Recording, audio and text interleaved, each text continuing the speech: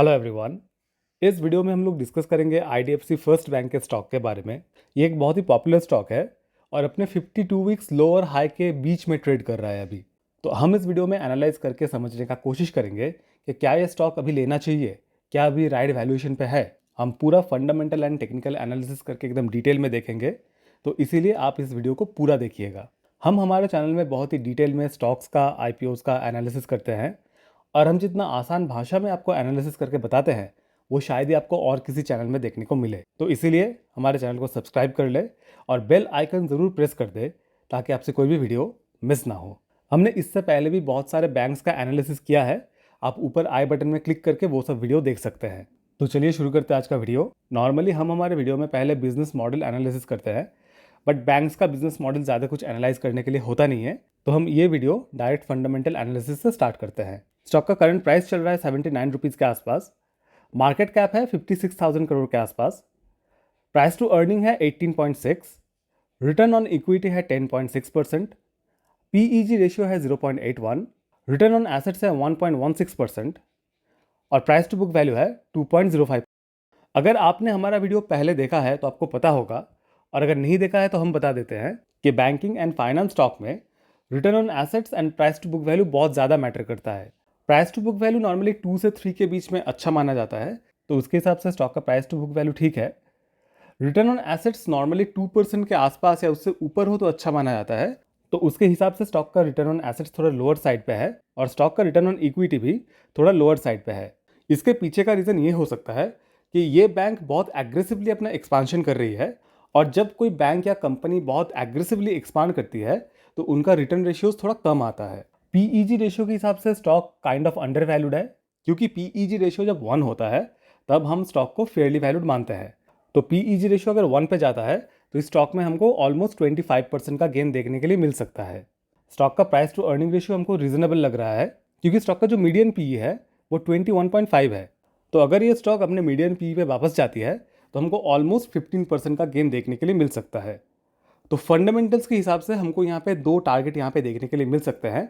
पहला टारगेट है 15% और सेकंड टारगेट है 25%। अभी अगर हम स्टॉक में ग्रोथ देखें तो सेल्स ग्रोथ 3 साल में 11.8% है, 5 साल में 20.1% है। ईपीएस ग्रोथ 3 साल में 38.1% है और 5 साल में 7.73% है। तो 5 साल का ईपीएस ग्रोथ तो उतना बढ़िया नहीं है, पर 3 साल में ईपीएस ग्रोथ बहुत ही बढ़िया है। सेल्स ग्रोथ कंपनी में ठीक ठाक है, 5 साल के हिसाब से तो बहुत ही अच्छा है। अभी अगर हम कंपनी का क्वार्टरली रिजल्ट्स देखें तो हमको रेवेन्यू में ऑलमोस्ट सेक्युलर ग्रोथ देखने के लिए मिल रहा है। ऑलमोस्ट एवरी क्वार्टर में स्टॉक का जो रेवेन्यू है वो बढ़ रहा है। नेट प्रॉफिट और ईपीएस थोड़ा फ्लक्चुएट करता है, बट अगर हम लॉन्ग टर्म में देखें तो ओवरऑल हमको एक ग्रोथ देखने के लिए मिल सकता है। स्टॉक का ग्रॉस एनपीए और नेट एनपीए यहाँ पे मेंशन नहीं है, बट हम यहाँ पे पढ़ सकते हैं कि स्टॉक का करंट ग्रॉस एनपीए 2.04% है और नेट एनपीए 0.68% है, जो कि काइंड ऑफ ठीक ठाक है। बट अगर आप यहाँ पे फाइनेंसिंग मार्जिन नोटिस करें तो ये काफ़ी लंबे समय से नेगेटिव में चल रहा है, तो ये एक रेड फ्लैग हो जाता है।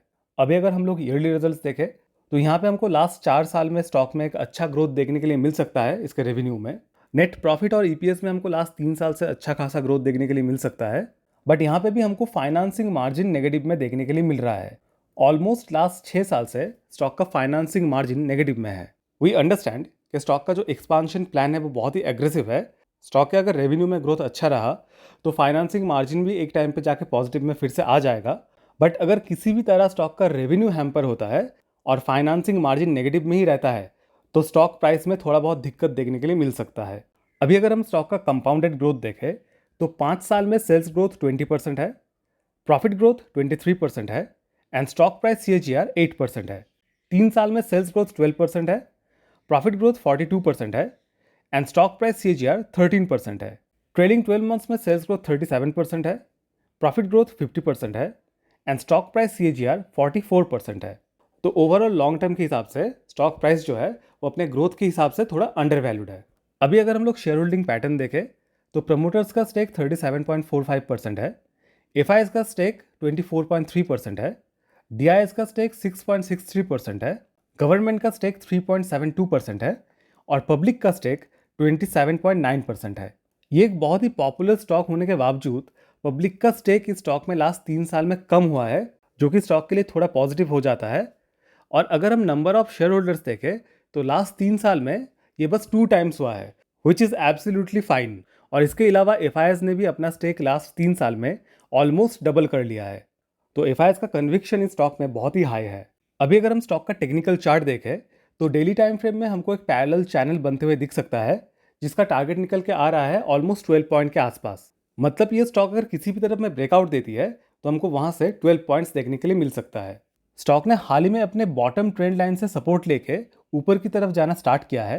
तो टेक्निकल्स के हिसाब से हम इसका पहला टारगेट मान के चल सकते हैं जो टॉप ट्रेंड लाइन है उसके आसपास। मतलब ऑलमोस्ट 86 रुपीज़ के आसपास इसका फर्स्ट टारगेट हो सकता है।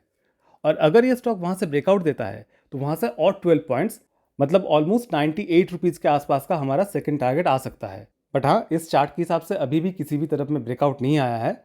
अगर ब्रेकआउट आता है तो हम आपको वीडियो बना के ज़रूर बताएंगे, इसीलिए हमारे चैनल को सब्सक्राइब करके रखें। अभी अगर हम लोग फंड हाउसेस का रिपोर्ट देखें तो हमको यहाँ पे कुछ रिपोर्ट्स एक्टिव देखने के लिए मिल रहे हैं। पहला रिपोर्ट है जियोजीत बीएनपी परिवार की तरफ से, जिन्होंने टारगेट दिया है 84 रुपीज़ का। सेकंड है बीओबी कैपिटल मार्केट्स की तरफ से, इन्होंने टारगेट दिया है 96 रुपीज़ का। थर्ड है एक्सिस डायरेक्ट की तरफ से, इनका टारगेट है 100 रुपीज़ का। और फोर्थ है कीनोट कैपिटल्स की तरफ से, जिनका टारगेट है 99.5 रुपीज़ का। मतलब फंड हाउसेस के हिसाब से ये स्टॉक करंट लेवल से 5% से लेके 25% तक ऊपर जा सकती है।